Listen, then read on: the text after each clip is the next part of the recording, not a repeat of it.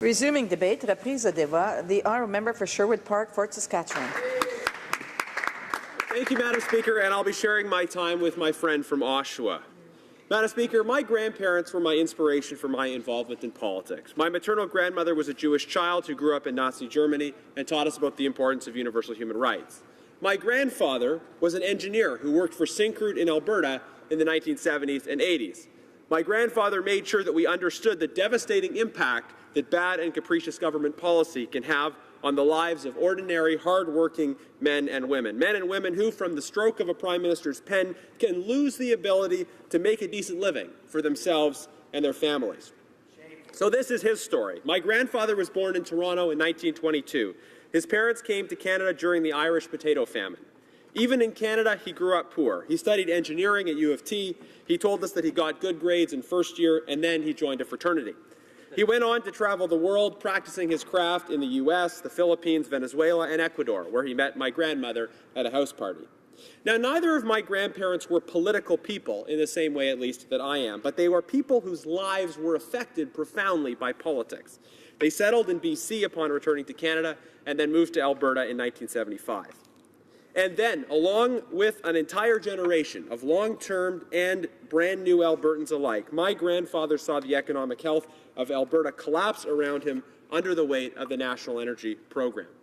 And this is a common Alberta story, but it was a shock for me to discover upon starting university in Ontario that many people in this part of the country actually haven't even heard of the National Energy Program. So for those unfamiliar, the National Energy Program was a policy of the last Trudeau government that forced oil produced in Alberta to be sold at below-market prices. Predictably, oil companies reduced production as a result, resulting in reducing wealth and benefiting no one. The program cost Alberta between $50 and $100 billion. Bankruptcies increased by 150%, and we took decades to recover. Madam Speaker, Albertans are not bitter people. We are proud and optimistic Canadians. We are proud to do our share and more than our share. We are not bitter people, but we will never forget, and indeed we will be ever vigilant. People like my grandfather who were hit by the National Energy Program were not privileged aristocrats. They were not big banks, and they were not oil companies. They were ordinary people who came to one of those beautiful places in the world where hard work is enough. There isn't much so-called old money in Alberta. When Alberta is booming, anyone can make it. It doesn't matter where you come from or who your parents were. If you are willing to work, then you can make it in Alberta. When Alberta does well, everyone does well, and when Alberta does poorly, everyone does poorly.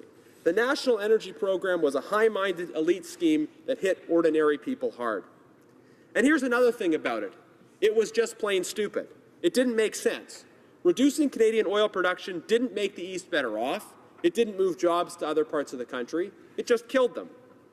Now, Mr. Speaker, it's 2016, but 2016 is apparently the new 1980. And this Liberal government has once again turned its back on ordinary, decent, hard-working women and men who work in Alberta's energy industry and all the interrelated jobs in Alberta and from coast to coast. This government has announced that it is intent on imposing a national carbon tax. And if provinces refuse to participate, then this Prime Minister will impose a jurisdiction-specific tax on that province. To my knowledge, this is the first time in Canadian history that we have a Prime Minister who wants to impose a punitive tax on some jurisdictions and not others in response to what they do in what is supposed to be their own areas of jurisdiction. What happened to national unity, Madam Speaker? What happened to working with the provinces? What happened to consultation? This announcement happened while provincial environment ministers were supposed to be discussing a way forward. A Prime Minister hasn't behaved this disdainfully towards the provinces in 35 years. Now let's talk about the policy here. Imposing a carbon tax will make it harder to do business in Canada. It will make it more expensive to produce energy. It will make it more expensive to eat, to travel, to heat your home. And in the process, it will reduce the production and consumption of goods in Canada. We can hope that Canadian energy production will become more efficient in the coming years and thus reduce emissions. But a punitive tax is probably more likely to reduce emissions by reducing production. Not much of a win if that production is replaced by production in less environmentally friendly jurisdictions. The economic theory predicts that taxing a thing reduces its production, but it doesn't predict necessarily the mechanism by which that will occur. And in the context of international competition and already struggling energy markets, it's most likely that a blunt-ended new tax will just see investments not get made. Canada counts for less than 2% of global greenhouse gas emissions, so doing our part doesn't mean cutting ourselves off at the knees to reduce that amount marginally. We can actually do much better than that. We can look for policy solutions that incentivize innovation without incentivizing reduced production. I would support binding sector-by-sector intensity-based regulations which require companies to innovate and reduce emissions, but also which allow them to emit more if they are producing more. And I would support additional incentives for new projects which produce energy in more efficient ways, not just wind and solar, but natural gas and energy production that involves effective carbon sequestration. And this isn't just hypothetical, Madam Speaker. Conservatives in office reduced greenhouse gas emissions. GHG emissions went down by 1% from 2006 to 2014 because of this suite of policies, even while they surged under the previous Liberal government. Now, our critics will tell you that they went down because of the global economic crisis, an event, incidentally, that they only seem to remember when they're talking about the environment. But the facts don't support that at all. While we were reducing emissions here in Canada, global emissions grew by 16%, and we were one of the countries least affected by the global economic recession. Further, while decreasing emissions by 1%, we oversaw GDP growth of 35%.